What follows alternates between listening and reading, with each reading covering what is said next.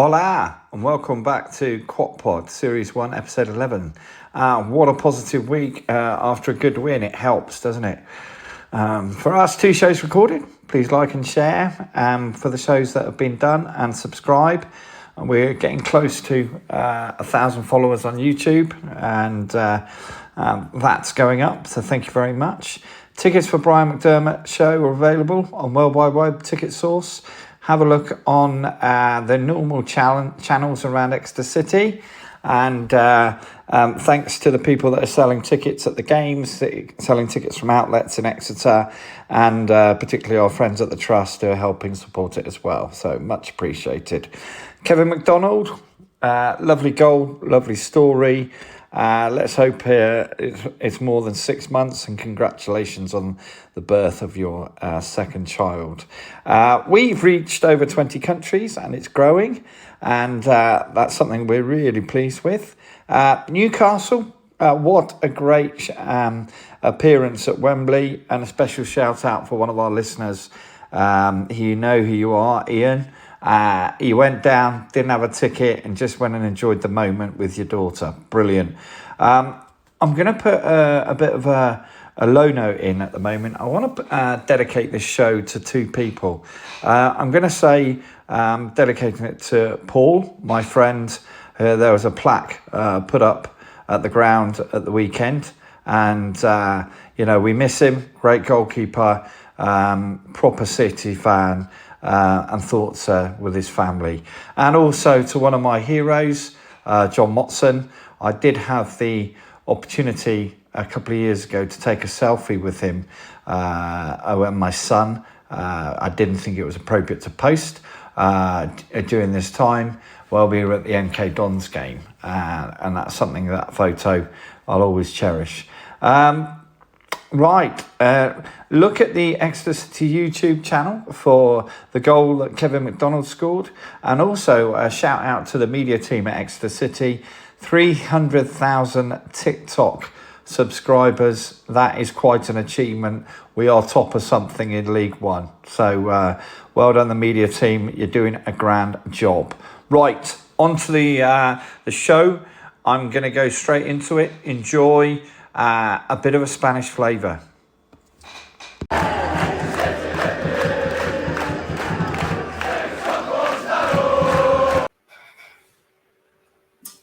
Hola y bienvenidos a QOTPOD.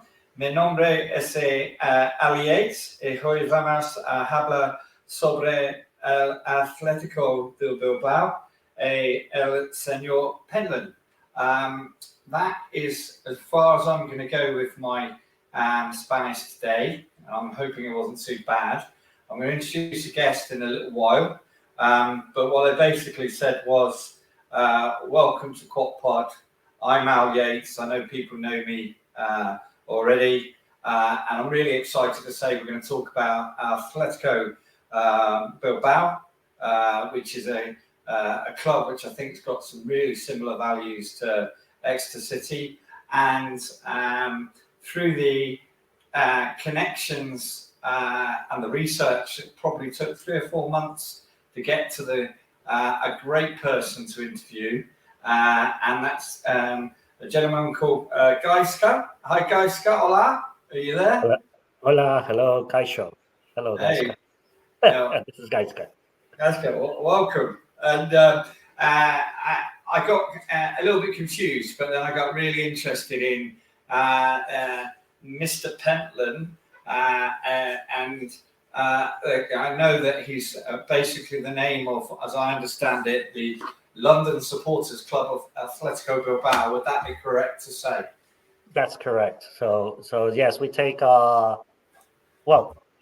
athletic club as a football institution is a result of the commercial and industrial legacy that the British had in the Basque Country, in the port of Bilbao, and as the institution developed, we wanted to have English managers or British managers, and Mr. Fred Pentland came over in the 20s to Bilbao, and he was very successful, and he also adapted very well to the city and with the culture, and he got along very well with society in general. And because he gave us, he and his team gave us a lot of trophies, we took his name as the London Supporters Group was developing in 2010 in London. So that was a while ago. But yes, we're very, very proud to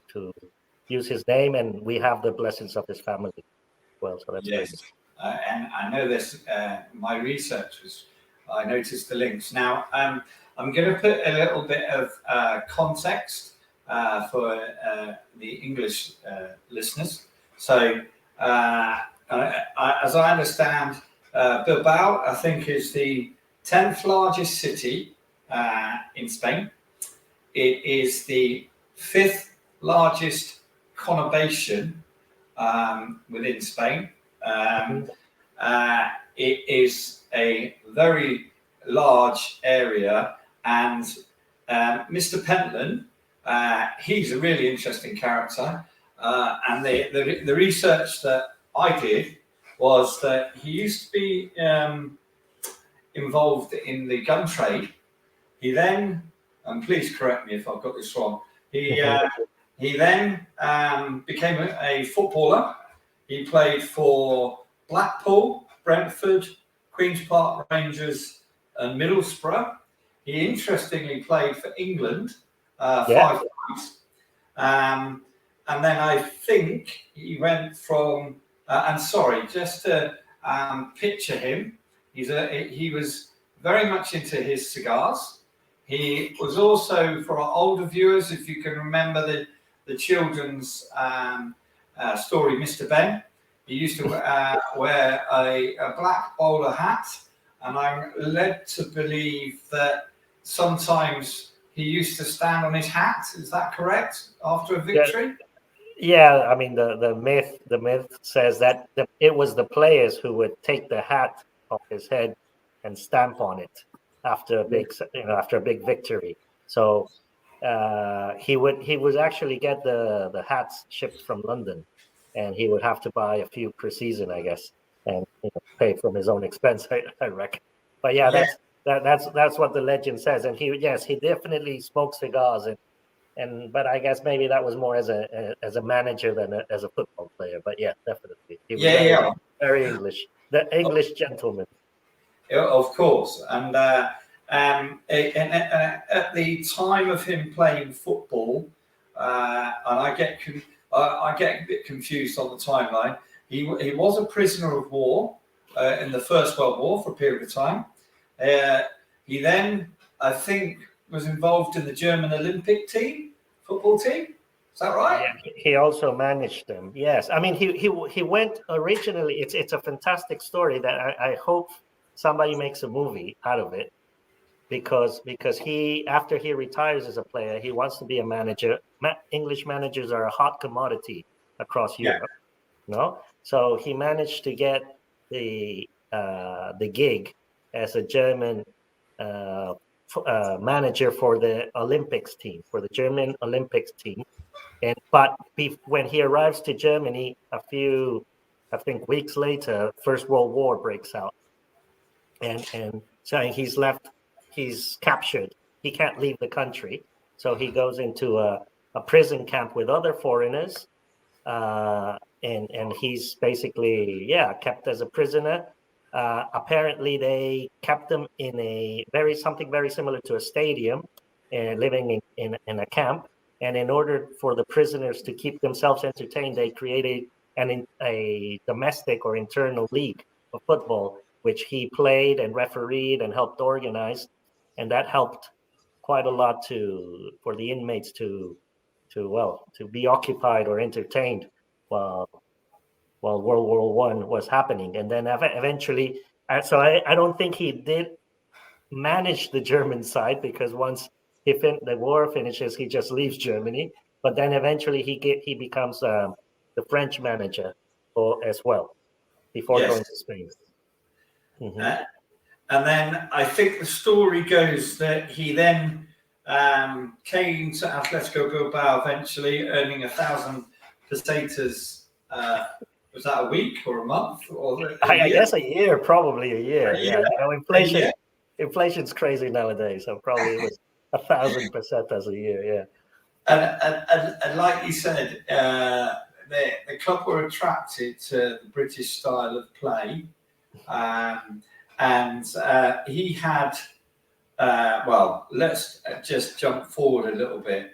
The club are known in Spanish as the King of Cups, I believe. Yeah. Yes, that's right. Athletic is known as the King of Cups because, very similar to in England, very similar to the FA. The original tournament was the Cup, and for many years, in the case of Spain, it started in 1902, the first Cup. So Athletic, especially in the first 3 to 4 decades of its inception, they were a very powerful side. There weren't that much foreigners or so much competition. Teams weren't really that strong, and Athletic won, I believe, 20 cups in the first 50 years or something. So that's why it's properly known as the King of Cups. It's much difficult nowadays to win a cup, although we might win it this year. But yeah, that's how we're known, especially in Spain. Now that brings me very nicely onto where the club is, because the club, there is some interesting parallels in the fact that, and sorry, a bit of context. The stadium holds 53,000 fans, so we're talking compared to Exeter with a stadium of 9,000 and an average crowd of just under 7,000.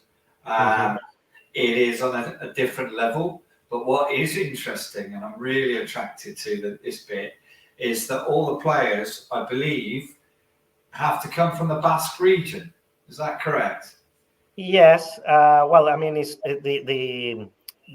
is correct. There is an unwritten philosophy that the club has tried to apply and make endure across time, and it's that the players need to represent the people especially of Bilbao and Biscay here in the Basque Country, and that means that we either want the players to be developed in the academy that we have, which is Lezama, or that the players can be developed elsewhere, but either born in the Basque Country or developed in the Basque Country, and then we would, pay a transfer fee to get them into the club. So that's usually the two ways that's our current criteria that makes a player eligible to be welcome in the club. Now, that is,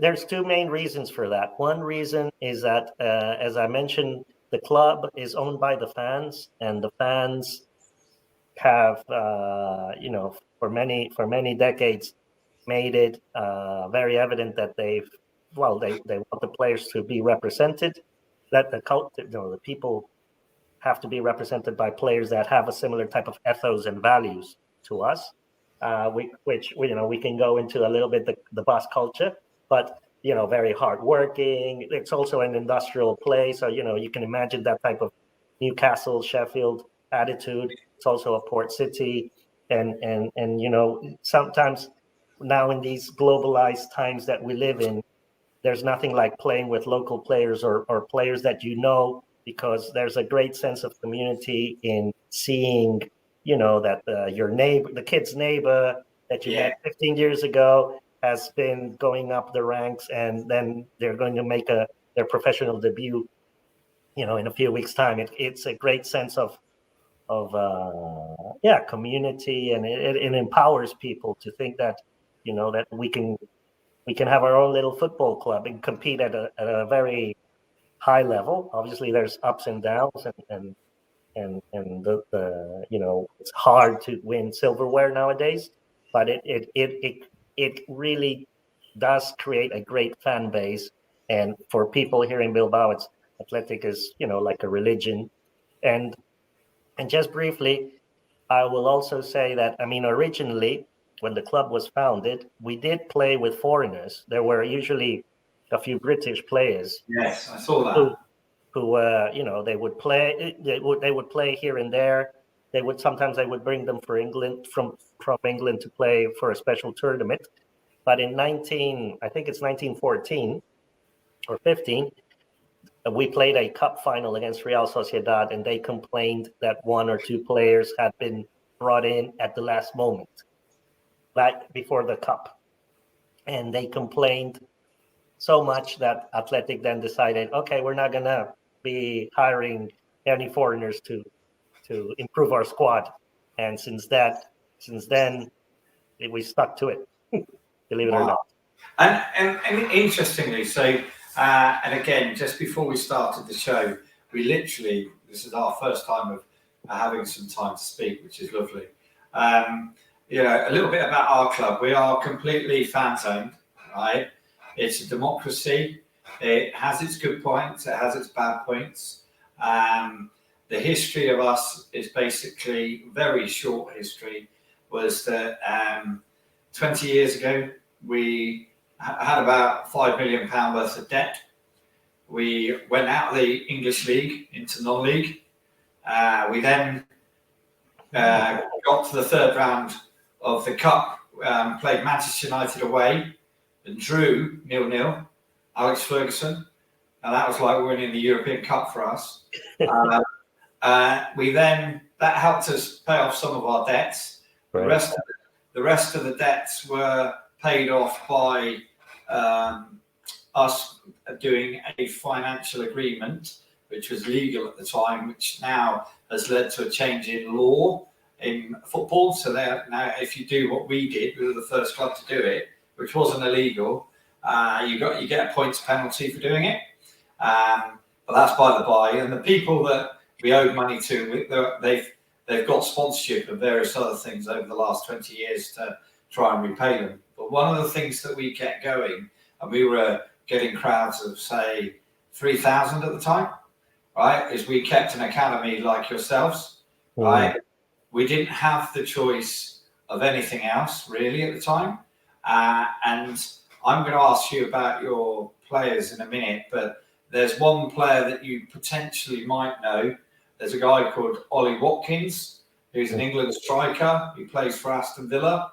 And he is probably our greatest academy product. And if I was to say to you that we got promoted last year on the basis that I think we had sometimes on the pitch between 7 and 9 academy players, and we operate differently, and we don't mind too much players coming in, right? But we are a similar club, hence I wanted the chat. Now, how does it work with your club in terms of the ownership? Is it got a money owner, or is it fans owned, or is it a mixture? Well, okay. Well, first of all, congratulations on developing the academy. I mean, it's a lot of hard work, and it's a labor of love. And currently I'm taking a course in the academy for football analysis and big data and statistical research that they do, and it's amazing the number of people and the, let's say, the nurturing and the education, the mentoring that goes into developing players, at an elite level. But I think, in Lezama, what happens, so Athletic is a very old club, we're over 125 years this 2023. It's 125th anniversary. But around 50 years ago, the president and the people that were running the club realized or foresaw the way that football was going in the 70s, was that more foreign players would be coming to the Spanish league, and it would become more competitive. So we needed to produce players and to make them get ready for prime time, for the first division. I mean, that's also a key thing, that Athletic has always competed in the first division. So you can't afford to have a very bad spell, otherwise you get relegated. So what they did is 50 years ago, they bought a big plot of land and just started with two pitches where they could bring in youngsters for tryouts. And they would make a selection of the most talented players and then start training them. And naturally they started with what we would call a second and a third team. No, I mean, we would have our first team you could call it 20 to 25 players, and then you would have the B and the C team. No, now before Lezama, Athletic would train in the stadium in San Mamés and would feed from other local football clubs that are in another tier. No, so there's always been even before Lezama, there has always been a partnership that these other smaller clubs, if they have a talent, they sell them to Athletic, but also Athletic is giving them some sort of annual compensation to have, first dibs at the players, and that continues till this day. But just to carry on with Lezama, so even though we started 50 years ago with two pitches and some very basic locker rooms, because it is our heart and our soul. The club has invested heavily in Lezama, and now we can, during the pandemic, they renovated it, and they also now created even more pitches. So now we have, I think, like 10 pitches. We host players starting at around 11 to 12 years old, and there's, we classify them by the year that they're born, and there's usually two teams per year. So and up to around the age of 18, and then at the age of 18, they either are in the second or in the third team of Athletic. If they're very good, you make them jump to the first team, and they already start training with the pros. But otherwise, they train with the second or the third team, or you try to find a way to send them out on a loan to a club where you think they're going to develop a bit further before coming back to the first team. So that's brilliant to understand the academy part, because Exeter, not quite the same level, but similar. So, for example, we are just opening this week, and we're a League One football club. So I know you're British football, English football. Sorry, you've got the Premiership, Championship, League One, and we're one of the slightly smaller teams in that league. We've just spent £3 million on a training ground. And we're very lucky that there was a gentleman called Mr Clifford Hill who basically gave a piece of land just outside of the city that can only be played football on. So it's really unusual. And I would say that for us, it now takes us to almost a championship level in terms of off the pitch. The stadium's a problem. Because we'll never get a 53,000-seater stadium in Exeter. The population is 125,000. Well, you got to think if there's more people interested in coming to see Exeter later if you go up a category. Yeah, but interestingly, so we're sort of fans cooperative.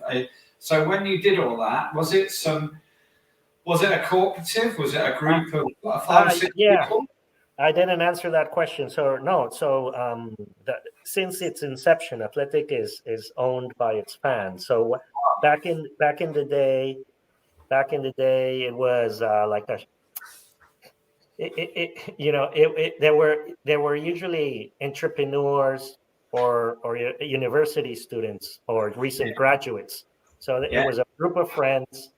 They were well off. So they said, you got to put a little bit of money. You'll become a member, and you can either play, or you can be the manager, or you can be the utility guy, or you can be the president. They will find you a role within the organization. Wow. And that's how it started. But as the team grew in popularity, they started allowing more members who would be the fans, who would be the season ticket holders. And I think it just organically grew to, 10,000, 20,000 fans by the mid 50s. And now currently we're 44,000 members at the moment. Wow. And Wow. and you were saying that democracy has its pros and its cons. I think it definitely, the pros is that everybody feels involved, and everybody is the level of commitment that fans show to the club is a great devotion that sometimes it's too much. But I think that also perpetuates the affection of the club across generations, no? And that makes it something very special. I would say one of the cons is that we unfortunately have elections every 4 years. Any member can, present itself as a president or as a candidate if they want to. But this cycle of elections every 4 years does create, tensions, and that I think sometimes are unnecessary or distract us from, what is football. It becomes more of a power struggle, and we need to learn a little bit from that and try to manage it. I think that's something we need to work on. Do you know what? It's good to hear, and it's going to sound wrong, that there are tensions and political things, and I would say, using the Exeter example, and actually one of the other podcasts that I did recently was with a gentleman called Kevin Rye from AFC Wimbledon, and I've also done another one with a guy called George Baker from FC United of Manchester. And the common theme across all of these clubs is passion, community, but a little bit of politics flying around. But there's that sense of pride that some other clubs don't get. So, and that's why I really wanted to get this interview in, because I wanted to hear you say that. So let's talk a bit about football then, and the Mr Pentland Club. How many people in Mr Pentland Club? It sounds quite big. Well, it is quite big. We are one of the biggest official club supporters of Athletic. Around right now, we're 130 members. Okay, now, cool. And even though, we're in London, or we started in London, but because, London is loads of people come and go, etc. Yeah, people that have left London continue to be members. And especially in the last 3 to 4 years, we have seen a big rise in members from different parts of Britain, Scotland, Yorkshire, Somerset, a lot of people in Kent. It's amazing because you start, even though originally it was, Athletic fans that from, the Basque Country, living in London, working there, it has now become a very good mix of people with different backgrounds and that are very passionate about Athletic. All of these members that we have, they're British born from there, is because they have some sort of, a grandparent or their spouse is from near Bilbao, and they're very affectionate with the club as well, and they're keen to support it, which is great. I do think that, you see it everywhere, no? That the big media corporations will usually only talk about the most powerful clubs that do pay all this crazy amount of money on transfer fees, etc. But I think definitely we do need to find a voice or a channel for those clubs that have a different philosophy and a different way of looking at football. That it's not a spending spree; it's more about just developing players, playing with some ethos and values, and just try to win it on the pitch without any flashy signings. Much more fun, and it's interesting because our European Cup moment, our club was drawing with Manchester United at Old Trafford, and we're one of the few teams that can say that we've never lost at Old Trafford under Alex Ferguson's reign. And I don't think there's many Premier League clubs can say that. And it is, as you can tell, it's a real sense of pride here. I also missed out another club that I've spoken to recently. When you talk about links, FC Chattanooga in America. They're a fans-run club as well. And I am challenging our football club, right, to go and do some friendlies. So, for example, FC United of Manchester, they came and did a friendly with us. AFC Wimbledon have done a friendly, but we play them in the league, to be fair, as well. But FC United of Manchester are a few tiers down, but are coming up. So I think we should try and sort that out. I would definitely like to organise you guys coming down when there's not a match on at your end. Come to Exeter and meet us. By the way, really good things. We play in red and white stripes. Yeah. I'll tell us. Is it 11 aside, or is it is 11 per team, or 5 aside, or what's? No, 11 aside. I'm talking. Come watch your game. We'll get you down. I thought you wanted Mr Pentland club fans. Okay. Against Exeter. If there's the challenge, I will organise to take that challenge. I should say, for the benefit of Exeter fans that know me, yes, my right ankle will not allow me to play football. My size will also not allow me to do more than 5 minutes. But I'm pretty confident that because I used to play football in an internet-based Exeter team. We used to play internet fans all up in Leeds in a tournament. So I'm going to put the challenge out to our younger generation. Get yourselves fit. You've got a game on. So we'll get you down. Yeah. It'd be great to play a bit of football and then have a few pints at the pub. But I also will take your word for visiting your grounds for a football match. Definitely. Yeah. We'll work out a good time. And in terms of obviously Bilbao's not very far. My parents spend quite a lot of time in the port. How did you get there? Do you fly? I assume.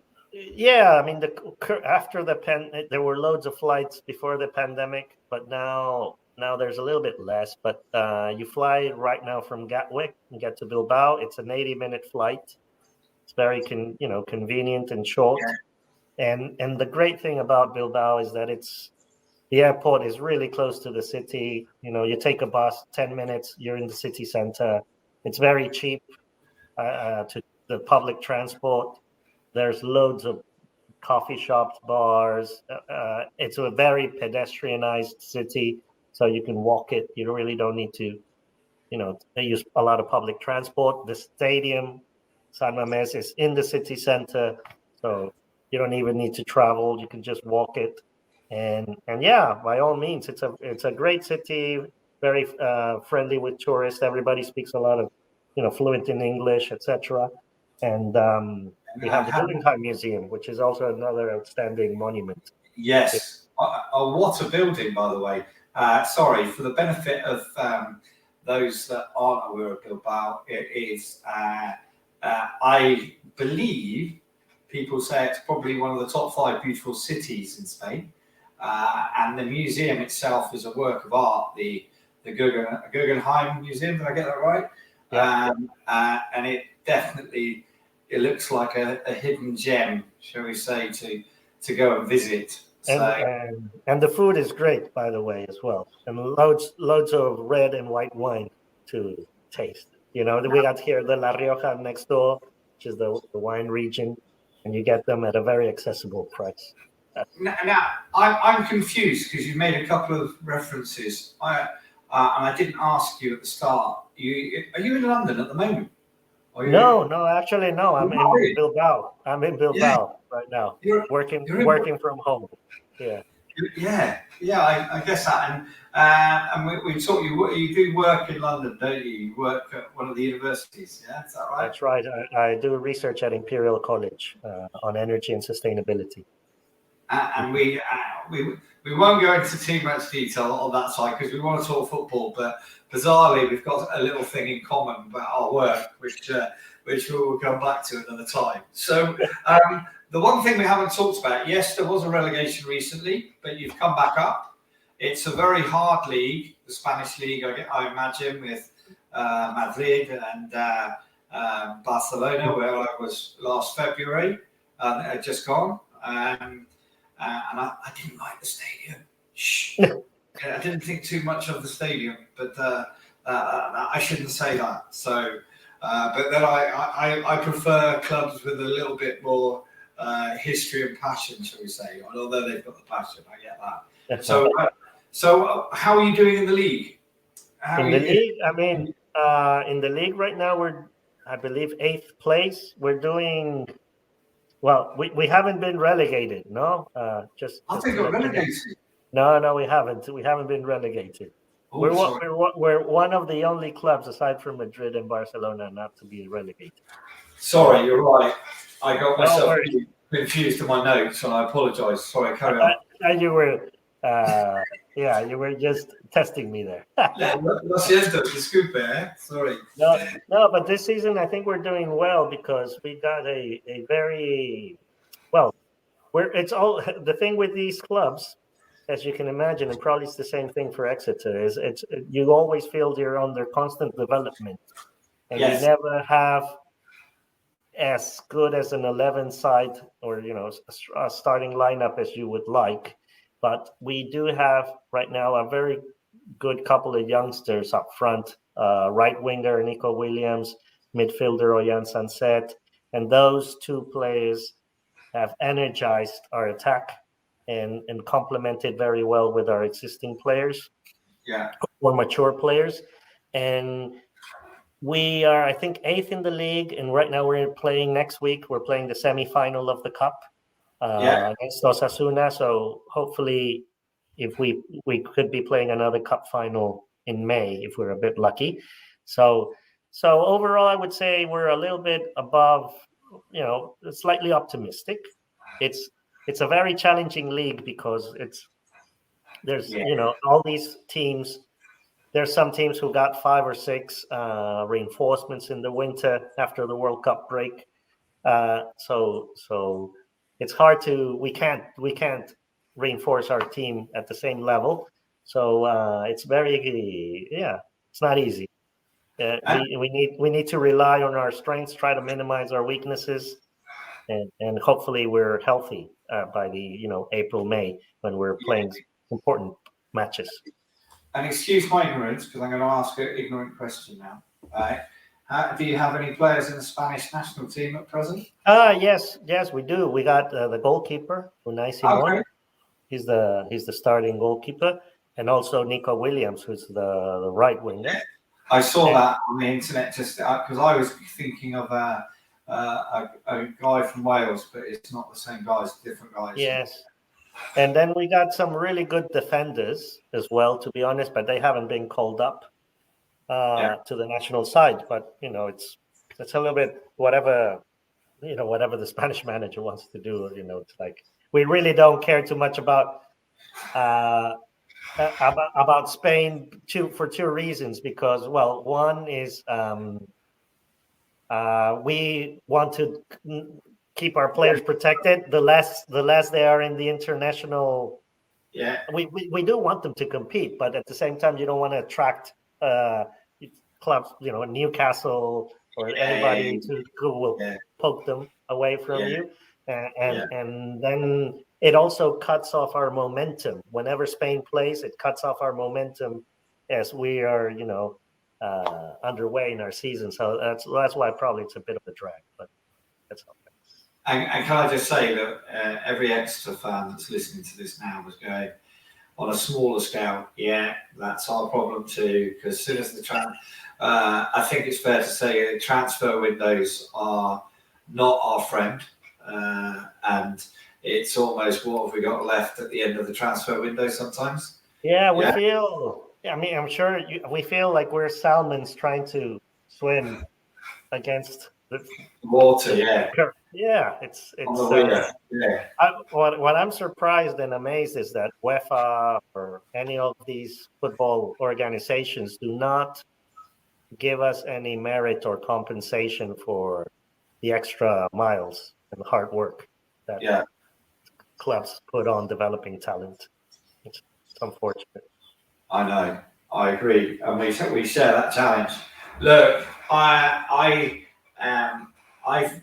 thoroughly enjoyed talking to you. I'm conscious of time because I think I could talk to you for another 2 or 3 hours on football. And maybe what we should do is check back in with you. Yes. And just talk about Spanish football in general. I can honestly say it was eye-opening and an absolute pleasure to hear about Mr Pentland from Wolverhampton.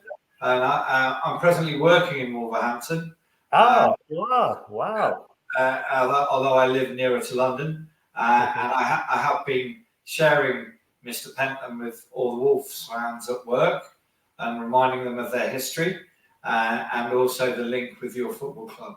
So I really appreciate that, Al. And just something very briefly. This is like the All Iron.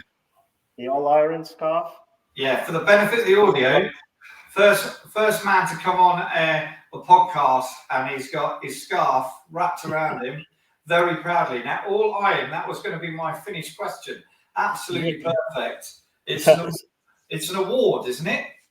Well, it is an award, but it's a famous phrase here in the Basque Country and in the Spanish football lingo in general, because when the British came over to do trade and to they were looking for minerals, exploit minerals. they would hire all these Spanish people to work in the mines. Yeah. So we're talking in the 19th century. Yeah. So they would be working in the mines, and they told the workers they would get a bonus. They would get a bonus if they would find pieces that were pure, just all iron. All iron. That's what they would say. But the Spanish didn't understand the word. They would say aliron instead of all iron, aliron. Yeah. And aliron meant that if they found it, they would get a bonus and then extra wages.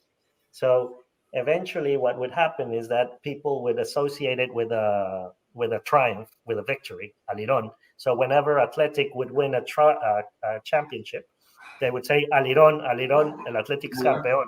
So Athletic is champion, aliron. And it became very popular that any football team that wins the league sings the aliron. Yeah. Yes. And that's something we have tried to recover through Mr Pentland Club, the original word all iron, not aliron. And at this point, it's not to be confused with West Ham and the Iron. Yeah, absolutely completely different from what I can see. And that's right. I absolutely get it. Although I do have a few West Ham friends, and they're very happy when they saw all iron. Oh, we're the Irons. Yes. You bombed. Yeah. Indeed. Well, honestly, such a great club. We're for those that know me, I like going to different places. For example, I went to see England at the World Cup in Moscow. I've travelled quite a lot to watch football. I've been through lots of French places. I have only done a couple of Spanish stadiums. And I can tell you now, the next on the list for me in Spain is your great club. So you're more than welcome, and we'll help you get some football tickets and have a good time if you're ever in town. So let's do. What we'll do is we'll check the fixture list and we'll make a time. And I'm going to do the last bit of Spanish that I can because I'm that bad. Gracias por venir al programa de hoy, which I think says thank you for coming on the program today. Yeah? That's right, Al. Muchas gracias. Es que ricasco. Perfecto. For now, hasta luego. Adios. Muchas gracias. Thank you for coming on. Cheers.